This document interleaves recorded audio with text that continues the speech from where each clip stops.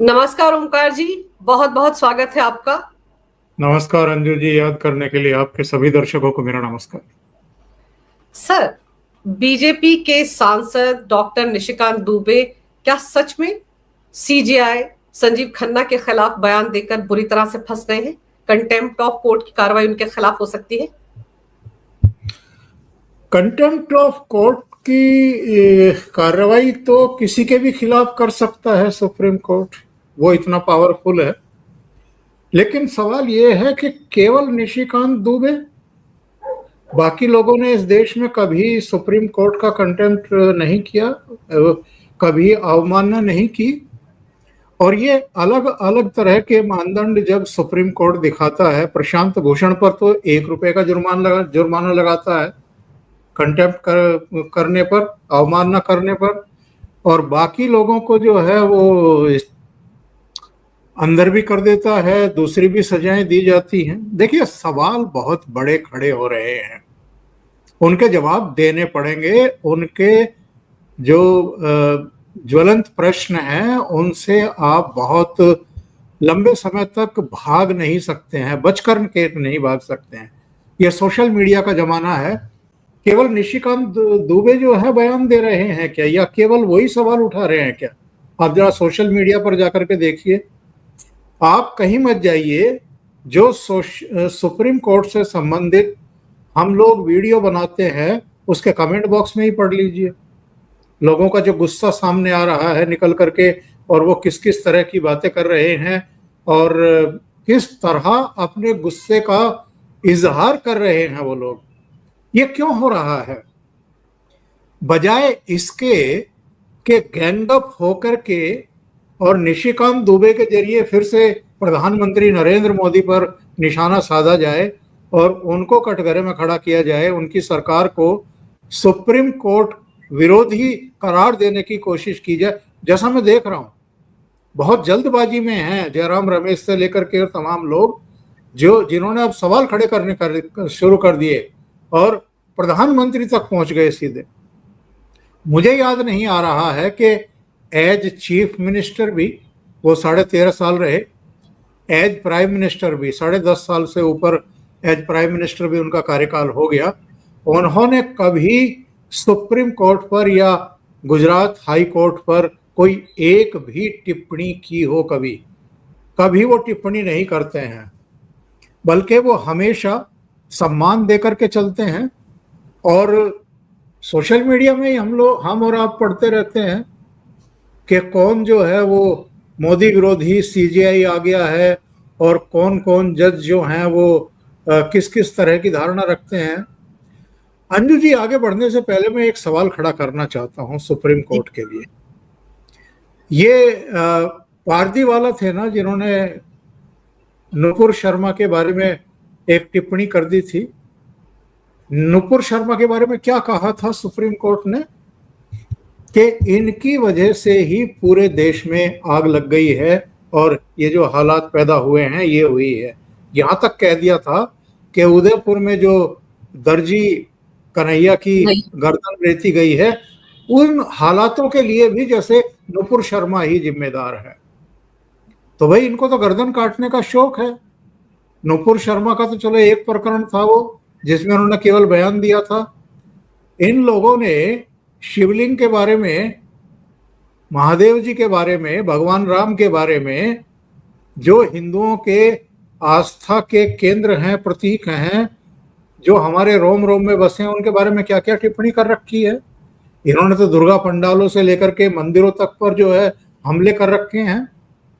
ये तो कहीं भी और किसी भी तरीके से जो है वो तोड़फोड़ कर देते हैं, आगजनी कर देते हैं और धर्म स्थलों को तोड़ देते हैं। तो ये डबल पैरामीटर क्यों है? दूसरी बात, मणिपुर पर स्वतः संज्ञान ले लेता है सुप्रीम कोर्ट। पश्चिम बंगाल में क्या हो रहा है वो दिखाई नहीं दे रहा है। जिस तरीके से पिता पुत्र मूर्तिकारों को काटा गया है, जिस तरीके से खून की नदियां बह रही हैं, वो सारे देश को और दुनिया को दिखाई दे रहा है, सोशल मीडिया पे है। सुप्रीम कोर्ट को दिखाई नहीं दे रहा है। वहां जिस तरीके से सैकड़ों परिवारों को अपने घर छोड़ने के लिए मजबूर होना पड़ा है और पड़ोस में मालदा में एक स्कूल में जाकर के शरण लेनी पड़ी है, वो सुप्रीम कोर्ट को दिखाई नहीं देता है। चुनाव के नतीजे आने के बाद 2021 में भी 2024 में भी जो वहां हिंसा हुई आफ्टर इलेक्शन, आफ्टर रिजल्ट, वो सब दिखाई नहीं दिया था सुप्रीम कोर्ट को। सुप्रीम कोर्ट में बैठे हुए जज साहिबान बड़े आसानी से कह देते हैं कि उत्तर प्रदेश में अराजकता है, कानून का राज नहीं है। उत्तर प्रदेश जैसे राज्य के बारे में अगर सुप्रीम कोर्ट की इस तरह की टिप्पणियां होती हैं, लोग सवाल करते हैं कि साहब सुप्रीम कोर्ट पर इस तरह के अटैक क्यों हो रहे हैं, इस तरह के सवाल क्यों उठ रहे हैं और चीजें इतनी पेचीदा क्यों हो गई है। मेरा कहना यह है कि ये जो राजनीतिक टिप्पणियां की जा रही हैं सुप्रीम कोर्ट में बैठ करके, इसकी वजह से ये सब हो रहा है। ये जो पक्षपातपूर्ण फैसले और स्वतः संज्ञान हम देख रहे हैं और पब्लिक देख रही है, इसकी वजह से सुप्रीम कोर्ट पर सवाल खड़े हो रहे हैं। उपराष्ट्रपति जगदीप धनखड़ ने सबसे पहले ये कहा कि ये सुपर संसद क्यों बन रही है सुप्रीम कोर्ट जी, या जज साहिबान, ये कौन होते हैं राष्ट्रपति से ये कहने वाले या राष्ट्रपति को निर्देश देने वाले कि 3 महीने में आप विधेयकों पर या तो फैसला करिए, या क्यों फैसला नहीं कर रही या नहीं कर रहे, इसका कारण बताइए। सुप्रीम कोर्ट कौन होता है राष्ट्रपति को निर्देश देने वाला? तो ये सवाल तो सबसे पहले उपराष्ट्रपति ने उठाए। उपराष्ट्रपति पे आप कंटेम्प्ट ऑफ कोर्ट का केस चलाएंगे, चलाओ, उन पर चलाओ, निशिकांत दुबे पे चलाओ, दिनेश शर्मा पे चलाओ, मनन मिश्रा पे चलाओ, और सोशल मीडिया पर जितने लोग बोल रहे हैं उन पर चलाओ। किस किस पर चलाओगे? बात यह है कि आप आत्म मंथन कब करेंगे। बात यह है कि यशवंत वर्मा, जस्टिस यशवंत वर्मा के यहाँ नोटों के पहाड़ में आग लगी हुई दिखाई दे रही है। सुप्रीम कोर्ट को किसने पावर दे दी कि वो जांच करे किसी केस की? इन्होंने 3 सदस्यीय कमेटी का गठन कैसे कर दिया उस पूरे मामले में? जांच का अधिकार सुप्रीम कोर्ट को नहीं है, जांच का अधिकार पुलिस को है या जांच एजेंसियों को है। एफआईआर दर्ज होनी चाहिए थी, 1 महीने से ज्यादा हो गया उस केस को। केवल इतना किया गया कि उनका ट्रांसफर उठा करके इलाहाबाद कर दिया गया। ये कोई तरीका होता है? एक सामान्य आदमी, एक उद्योगपति या एक नेता, उसके यहां अगर इस तरह के नोटों की गड्डी मिल जाती तो अब तक तो नप गया होता। जुडिशियरी का कोई काली भेड़ मिल जाए तो आप उस पर पर्दा डालेंगे, उसको बचाने की कोशिश करेंगे, ठंडे बस्ते में डालेंगे। दूसरा कोई मिल जाएगा तो गर्दन नाप देंगे। तो ये सारे सवाल हैं जिनकी वजह से आज सुप्रीम कोर्ट बहुत गंभीर सवालों के घेरे में आ गया है। सर, सुप्रीम कोर्ट को अपने गिरेबान में झांकने की जरूरत है, क्योंकि अगर लोगों का भरोसा कम हो रहा है, देश के उपराष्ट्रपति को अगर कहना पड़ रहा है सर कि ट्रांसपेरेंसी नहीं है, एफआईआर दर्ज क्यों नहीं हुई जस्टिस यशवंत वर्मा के खिलाफ, 3 जजों की कमेटी कैसे बना दी, खुद ही जांच करेंगे, खुद ही जज बना देंगे, इस तरह की बातें ही उपराष्ट्रपति ने कही। उसके बाद ही ये सांसदों की बातें सामने आई हैं। सर, क्या लग रहा है आपको, ये जो घटनाक्रम है ये किसी बड़ी बात की तरफ इशारा करता है, या यूं ही उठकर उपराष्ट्रपति ने कह दिया, यूं ही उठकर डॉक्टर निशिकांत दुबे बोले, यूं ही मनन मिश्रा ने कह दिया? क्या इन पढ़े लिखे सांसदों को इतना नहीं पता कि अगर वो सुप्रीम कोर्ट के खिलाफ बोलेंगे, सीजीआई के खिलाफ बोलेंगे, तो उनके खिलाफ अवमानना का केस बनेगा ही बनेगा? वो सब कुछ जानते हुए बोल रहे हैं क्योंकि पानी सर के ऊपर चला गया है। 2-3 चीजें हैं आपके इस सवाल में।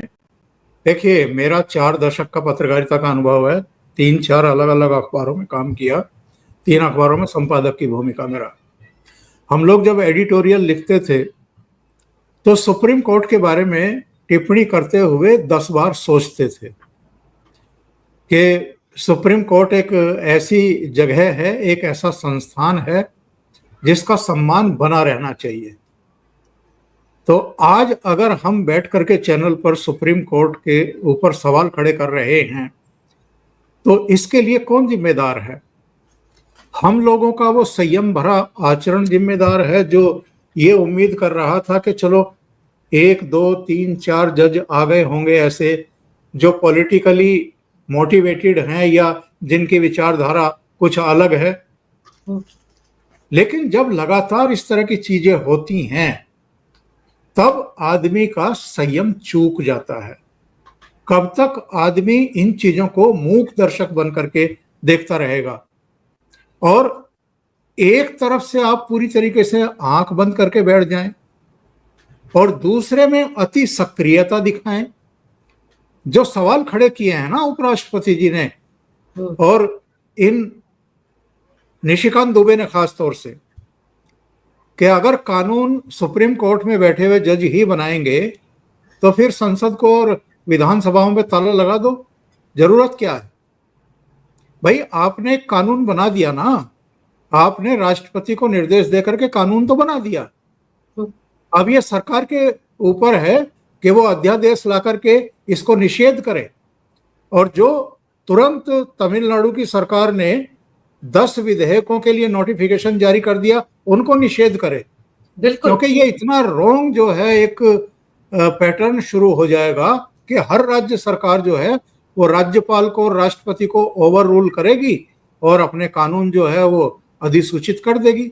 दूसरी बात जो आपने कही, निशिकांत दुबे ने क्या अपने मन से कर दिया या कुछ चल रहा है, कोई प्लानिंग है, क्या है? देखिए तमाम तरह की चर्चा है और ये सब सोशल मीडिया में ज्यादा चर्चाएं हैं। ऑथेंटिक तौर पर इस तरह की चीजों की ना तो कोई पुष्टि करता है ना कोई खंडन करता है। लेकिन निशिकांत दुबे के बारे में हम सब जानते हैं। निशिकांत दुबे एक ऐसी शख्सियत है, एक ऐसे तेज तर्रार मेंबर ऑफ पार्लियामेंट हैं, एक ऐसे मार्स लीडर हैं जिनको सब पसंद करते हैं और ये ऐसे विरले मेंबर ऑफ पार्लियामेंट में से हैं जो 2014 की नरेंद्र मोदी की आंधी में जीत करके नहीं आए थे। 2009 में जब भारतीय जनता पार्टी के खिलाफ एक वेव थी जिसमें वो 115-117 सीटों पर सिमट गई थी, जब लाल कृष्ण आडवाणी के नेतृत्व में चुनाव लड़ने का एक फैसला ले लिया गया था, तब भी निशिकांत दुबे पहली बार झारखंड से जीत करके आ गए थे। 2009 में जब कांग्रेस की हवा दिखाई दे रही थी तब भी जीत करके आए थे। तो नरेंद्र मोदी के नेतृत्व में पहला चुनाव 2014 में हुआ है, तो 2009 में जीते, 2014 में, 2019 में, 2024 में। और इतनी तैयारी के साथ आते हैं, इतने तथ्यों के साथ आते हैं, कानून की किताब लेकर के आते हैं, पार्लियामेंट की जो कार्यवाही पुस्तिका है उसको लेकर के आते हैं और तथ्यों के साथ चीजों को पेश करते हैं। जब भी निशिकांत दुबे कोई बयान देते हैं, माना जाता है कि भारतीय जनता पार्टी का जो शीर्ष नेतृत्व है उसके दिशा निर्देशों में और उसकी जो स्ट्रेटेजी है आगे के लिए उसके तहत ही बोलते हैं, पार्लियामेंट में भी और पार्लियामेंट के बाहर भी। और वो अकेले नहीं बोले हैं अंजू जी, हमें ये ध्यान देना पड़ेगा। देखिए शुरुआत किसने की है? उपराष्ट्रपति जगदीप धनखड़ साहब ने। और याद रखिए जब जब धनखड़ साहब बोले हैं किसी विषय पर, उस पर बाद में कुछ ना कुछ हुआ है, उस पर बाद में कुछ ना कुछ हुआ है सरकार के स्तर पर। नंबर 2, निशिकांत दुबे जिनको विश्वास पात्र माना जाता है होम मिनिस्टर का भी और प्रधानमंत्री का भी। नंबर 3, प्रयागराज से आने वाले दिनेश शर्मा जो कभी हमने बोलते हुए देखे ही नहीं, वो बोले हैं इस विषय पे। और नंबर 4, मन्नन मिश्रा। मन्नन मिश्रा कोई एवे ही नहीं है, अरे गहरे नहीं है, वो बार काउंसिल ऑफ इंडिया के चेयरपर्सन रहे हैं और राज्यसभा के सदस्य हैं। ये बयान किसी को भी हल्के में नहीं लेने चाहिए। यानी गवर्नमेंट कुछ ना कुछ सोच रही है, कोई रणनीति बना रही है और बैलेंस बनाने के लिए ये सब किया जाता है। अक्सर हम देखते हैं जो जेपी नड्डा का बाद में खंडन आ गया, कहा कि साहब पार्टी तो बड़ा सम्मान करती है जजेस का, सुप्रीम कोर्ट का, हम तो संविधान का पूरा सम्मान करते हैं, पार्टी का इनके बयानों से कोई लेना देना नहीं है, ये उनका व्यक्तिगत विचार है, हमने कहा है कि भाई आगे से ऐसे बयान ना दें। लेकिन उन्होंने जहां तक मैसेज भेजना था भेज दिया, और जो संदेश और संकेत मिलने थे सरकार के स्तर पर वो भी सबको मिल चुके हैं कि सरकार मूक दर्शक बन करके नहीं बैठेगी। सर, एक इकोसिस्टम है, क्योंकि ये डायलॉग हमने बहुत बार सुना है कि सरकार उन तुम्हारी है तो क्या हुआ, सिस्टम तो हमारा है। और बहुत सारे ऐसे मामले हैं सुप्रीम कोर्ट से जुड़े हुए जहां पर ये बात साबित होती रही है। और अभी हम निशिकांत दुबे जी की बात करें, आप याद कीजिए, उन्होंने तो अभी पूर्व मुख्य चुनाव आयुक्त कुरैशी को भी घेरा है, क्योंकि कुरैशी ने भी स्टेटमेंट दिया कि सरकार मुसलमानों की जमीन हड़पने के लिए वक्फ कानून लेकर आई है। तो उन्होंने तो कहा कि आप तो मुसलमानों के कमिश्नर रहे हैं, संथाल जो जगह है झारखंड में, वहां पर आपके टेन्योर के दौरान ही सबसे ज्यादा घुसपैठी जो बांग्लादेशी है उनके वोटर लिस्ट में उनके नाम आए हैं। और वो पूरी, सर हम सब जानते हैं, जैसे आपने भी कहा कि वो पूरी तहकीकात से तथ्यों के साथ बोलते हैं सदन में। तो अभी जो बोल रहे हैं वो कोई बिना मतलब के तो होगा नहीं, तो सबको समझ में आ ही जाना चाहिए।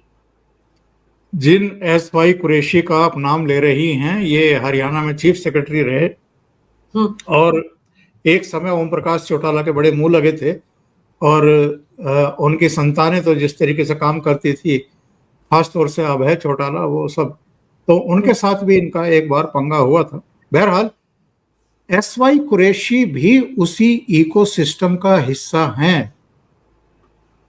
अंजू जी, ये तो आप जानती हैं ना, उसी इकोसिस्टम का ये हिस्सा है जो इकोसिस्टम इस समय पेशबंदी करने की कोशिश कर रहा है। अटॉर्नी जनरल को प्रेम पत्र लिखे जा रहे हैं, चिट्ठी लिखी जा रही है, जी परमिशन दीजिए इनके खिलाफ, निशिकांत दुबे के खिलाफ अवमानना की कार्रवाई हो सुप्रीम कोर्ट। तो सुप्रीम कोर्ट तो खुद स्वतः संज्ञान लेने में माहिर है, वो लें, अटॉर्नी जनरल की परमिशन की जरूरत क्या है। और ये पूरा जितना भी ये जिसको आप इकोसिस्टम कह रहे हैं, ये तो ठीक है, ये गैंगअप कर जाते हैं और हुआ की आवाजें लगाने लगते हैं, क्योंकि ये इतने हताश निराश हो चुके हैं, इतने कुंठित हो चुके हैं, इनकी समझ में ही नहीं आ रहा है कि किया क्या जाए। हर बार ये कोई ना कोई एक ऐसा मुद्दा लेकर के आते हैं जिस पर समवेत स्वर में सब एक साथ बोलना शुरू करते हैं ताकि एक माहौल बन जाए सरकार के खिलाफ। लेकिन चूंकि सच सच होता है और झूठ के कोई पाव नहीं होते, इसलिए वो ढें हो जाते हैं। और इसी पूरे ये जो कहा जाता है, अभी आपने कहा कि ये कहते हैं कि सरकार मोदी जी की है लेकिन सिस्टम तो हमारा ही है, तो उसी सिस्टम ने अभी क्या किया है राउज एवेन्यू कोर्ट में माँ बेटा के खिलाफ, उसी सिस्टम ने आरोप पत्र दाखिल किया है ना। और उसी सिस्टम की वजह से, जिसको ये अपना बताते हैं, नेशनल हेरल्ड की 661 करोड़ की संपत्तियां जब्त की है ना, दिल्ली की, लखनऊ की और मुंबई की। तो आप ये वहम पाले रहिए कि साहब सिस्टम हमारा है। नंबर 2, सुप्रीम कोर्ट जो सक्रियता दिखा रहा है वक्फ संशोधन अधिनियम पर, यह सक्रियता कोई पहली बार दिखाई है सुप्रीम कोर्ट ने? 370 पर भी दिखाई, 35A पर भी दिखाई, CAA पर भी दिखाई। ऐसे कई अवसर आ चुके हैं जब इन्होंने अति सक्रियता दिखाई थी और इतना लंबा लंबा सुनवाई की है, लाइन लगा करके सुनवाई करते थे रोजाना। पब्लिक इसीलिए तो सुप्रीम कोर्ट पर सवाल खड़े कर रही है कि इन चीजों के लिए आपके पास बहुत टाइम है, बल्कि टाइम ही टाइम है। लेकिन ये जो 5 करोड़ मुकदमों के ढेर लगे हुए हैं निचली अदालतों से लेकर के हाई कोर्ट में और सुप्रीम कोर्ट में, और जहां लोगों की सुनवाई नहीं हो रही, तारीखें नहीं मिल रही, उन मुकदमों को निपटाने की जिम्मेदारी किसकी है? तो इसलिए ये कहा जा रहा है कि भाई न्यायिक सुधारों की अति आवश्यकता है। इस समय टॉप प्रायोरिटी पर 2015 में मोदी सरकार लाई थी ना न्यायिक सुधार के लिए एक कानून, जिसको इन्होंने खारिज कर दिया था इन्होंने। कोई सुनवाई भी नहीं, और ये नहीं बताया कि क्यों खारिज किया है। भारत के अलावा पूरी दुनिया में किसी देश में कॉलेजियम सिस्टम है क्या? जो न्यायिक अधिकारी हैं, जस्टिस हैं, जजेस साहिबान हैं, उनकी नियुक्ति, उनकी पोस्टिंग, उनकी सेवा शर्तें सारे देशों में कैसे होती हैं, तो भारत में ही कॉलेजियम सिस्टम क्यों है? खानदानशाही चल रही है यहां भी, तो सवाल नहीं उठेंगे क्या? सबकी आप मुंह बंद कर देंगे, टेप चिपका देंगे? फिर काहे का लोकतंत्र है? फिर काहे की अभिव्यक्ति की स्वतंत्रता है? तो कब तक आप लोगों को डरा करके रखेंगे? सर, अभिव्यक्ति की स्वतंत्रता तो इमरान प्रतापगढ़ी जैसे कोई है जो ऐसी पोएमें डालते हैं सोशल मीडिया पर, और सुप्रीम कोर्ट कहता है कुछ लोग इससे नाराज हुए तो होने दो, ये तो अभिव्यक्ति की आजादी है। बाकियों के मुंह तो बंद कर देते तुरंत, उनके मामले में तो उनको सजा भी सुना दी जाती है। लेकिन सर, ममता बनर्जी या बंगाल के मामले में आप याद कीजिए, मणिपुर में हमारे सुप्रीम कोर्ट के माननीय 6 जज, याद है ना, अभी हाल ही में दौरा करने गए थे, विक्टिम से मिलने के लिए गए थे, जब राष्ट्रपति शासन लग चुका था, हालात सामान्य हो रहे थे, तो सिटिंग 6 जज वहां पहुंच गए थे। ये उठकर बंगाल क्यों नहीं जाते सर? सुओ मोटो ले और वहां भी जाकर जरा देख कर आए कि मुर्शिदाबाद में क्या हुआ है। अकेले मणिपुर नहीं, अरुणाचल भी गए, और दोनों ही संवेदनशील स्टेट हैं। तो पश्चिम बंगाल क्यों नहीं जाते भाई? पश्चिम बंगाल भी हो आते। अब तो मौका है, मुर्शिदाबाद और मालदा हो आइए। अभी तो मालदा में उस स्कूल में बहुत सारे परिवार रहने के लिए अभिशप्त हैं, और मैं तो उसका एक लड़की, वो अर्चना तिवारी, उसके वीडियो देख रहा था। उसने कश्मीर पर भी बहुत शानदार रिपोर्टिंग की थी, और वो अभी वहां पर है। उसका कहना ये है कि हम लोगों को, जो दिल्ली से पत्रकार आए हैं, दिल्ली छोड़िए जो कलकत्ता से भी पहुंचे हैं, वो भी, उनको उन परिवारों से मिलने तक नहीं दिया जा रहा, मिलने की मनाही है। तो मीडिया के साथ ये व्यवहार आपका है कि आप पीड़ितों के साथ मीडिया को मिलने नहीं देंगे, डरा धमका करके दूर भगा देंगे आप। और जो मैंने जिक्र किया था अभी के पिता पुत्र मूर्तिकारों को की जिस निर्ममता से हत्या की गई है, जिस तरीके से उनको काटा गया, ऐसे दृश्य मैंने तो साहब इधर के वर्षों में बिल्कुल भी नहीं देखे। कसाईयों की तरह आप आदमी को आदमी ना समझ करके, जिस तरह आप जानवरों को मारते होंगे खाने के लिए, उस तरीके से आप मार रहे हैं। और इतने दर्दनाक, इतने विभत्स, इतने घृणित कृत्य की तरफ से आप आंख मूंद करके बैठे हुए हैं। आप दौरे करने की बात कर रहे हैं, स्वतः संज्ञान तक लेने को तैयार नहीं है। और यही तो कहा है निशिकांत दुबे ने। निशिकांत दुबे की केवल एक बात से मैं सहमत नहीं हूं, जो उन्होंने कहा है कि सीजेआई संजीव खन्ना देश को गृह युद्ध के कगार पर ले गए हैं और वो गृह युद्ध करवाना चाहते हैं। कोई भी संवैधानिक संस्था का जो प्रमुख बैठा हुआ है वो कभी ये नहीं चाहेगा। लेकिन जो फैसले हैं, जो सेलेक्टिव तौर पर ये मामलों में दिशा निर्देश देते हैं, टिप्पणियां करते हैं, और अति सक्रियता उनकी दिखाई देती है, उसको लेकर के सवाल खड़े हुए हैं कि कुछ मसलों को लेकर के आप चुप्पी साध जाएंगे और कुछ मसलों पर आप बयानबाजी करेंगे। वैसे जब ये फैसले लिखते हैं किसी मामले की सुनवाई करते हुए, फैसलों में वो टिप्पणियां दर्ज नहीं करते हैं जो ये मीडिया में सुर्खियां पाने के लिए टिप्पणियां करते हैं। सर, नूपुर के मामले में यही हुआ था, नूपुर शर्मा के मामले में यही तो था। इतना कुछ कहा था पारदीवाला जी ने भी और सूर्यकांत जी ने भी, इन्होंने तो टिप्पणियां की थी ना। और क्या हुआ था? बाद में कुछ भी नहीं था जब वो फैसला आया था। ऑर्डर में कुछ नहीं लिखते हैं, सिर्फ बयानबाजी करने के लिए। और इसीलिए तो कहा जा रहा है कि ये विरोधी दलों को फायदा पहुंचा रहे हैं इस तरह की टिप्पणियां करके। और जो सत्तारूढ़ हैं, चाहे केंद्र में मोदी सरकार है या राज्यों में भारतीय जनता पार्टी के अलग अलग चीफ मिनिस्टर्स के नेतृत्व में सरकारें, उनको नुकसान पहुंचाने की कोशिश हो रही है। इसीलिए ये सवाल उठ रहे हैं। जी सर ममता बनर्जी ने जैसे कि सीधे सीधे बीएसएफ पर आरोप लगा दिया कि जितना कुछ हो रहा है मालदा या मुर्शिदाबाद में बीएसएफ से करवाया है बीजेपी ने, मोदी सरकार ने। सर सीधे सीधे केंद्र सरकार पर ममता बनर्जी हमला बोल रही है, आरोप लगा रही है बिना सिर पैर के। तो आपको नहीं लगता कि केंद्र सरकार को भी फ्रंट फुट पर आकर कोई कार्रवाई करनी चाहिए, या इस बात को लेकर केंद्र सरकार हमेशा चिंतित रहेगी कि नहीं आने वाले विधानसभा चुनाव में अगर वहां पर राष्ट्रपति शासन लग जाता है तो ममता बनर्जी को विक्टिम कार्ड खेलने का मौका मिल जाएगा वगैरह वगैरह? अब तो इससे पार पाना चाहिए। देखिए, सवाल उठ रहे हैं और पहले भी उठे हैं, पहले भी हिंसा हुई है, पहले भी राज्यपाल के दौरे हुए हैं। जगदीप धनखड़ साहब भी जब राज्यपाल थे तो वो गए थे 2021 में, आफ्टर रिजल्ट जब हिंसा हुई थी, पीड़ितों से मिलने के लिए गए थे। उन्होंने भी राष्ट्रपति को, होम मिनिस्ट्री को सिफारिशें भेजी थी, उनके भी चिट्ठी पत्री आई थी, रिपोर्ट भेजी गई थी। अभी सीवी आनंद बोस जो राज्यपाल हैं वो भी मालदा और मुर्शिदाबाद होकर के आए हैं। उनका भी कहना है कि मैं एक सिफारिश भेजने वाला हूं केंद्र सरकार को। मुझे लगता नहीं है जो ट्रैक रिकॉर्ड अभी तक का है मोदी जी का, उनकी सरकार का, कि वो 356 का यूज करेंगे, लेकिन 355 का कर लीजिए, बाउंड करिए सरकार को।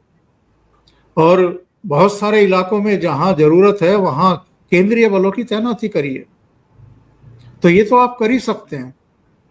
और मुझे लगता है कि इस बार ऐसा कुछ होगा, क्योंकि एक टेलीविजन चैनल को इंटरव्यू देते हुए अमित शाह ने ये कहा है कि इस बार जब बंगाल में चुनाव होगा तो वो सब नहीं करने दिया जाएगा जो 2021 में हुआ है या 2015 में हुआ है या 2014-19 में हुआ है और 2024 में हुआ है।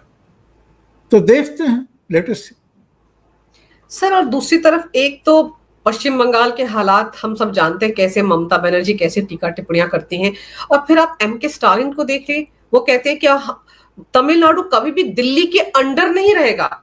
अभी आपने 10 कानूनों की बात की ना, जिसका नोटिफिकेशन उन्होंने जारी कर दिया राज्यपाल के हस्ताक्षर के बिना, लेकिन वो ये जो टिप्पणी है कि तमिलनाडु दिल्ली के अंडर नहीं रहेगा, सर ये क्या मतलब हुआ?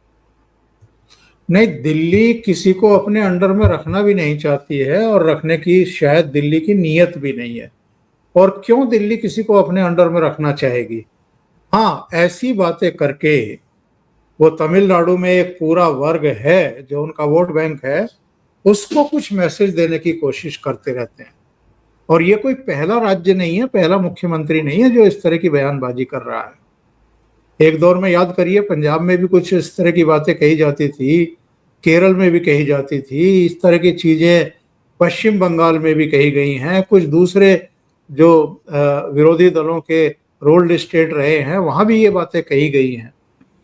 तो ठीक है, अगर वो स्वांत सुखाए के लिए इस तरह की टिप्पणियां कर रहे हैं तो करिए। अगर आपको कोई राजनीतिक लाभ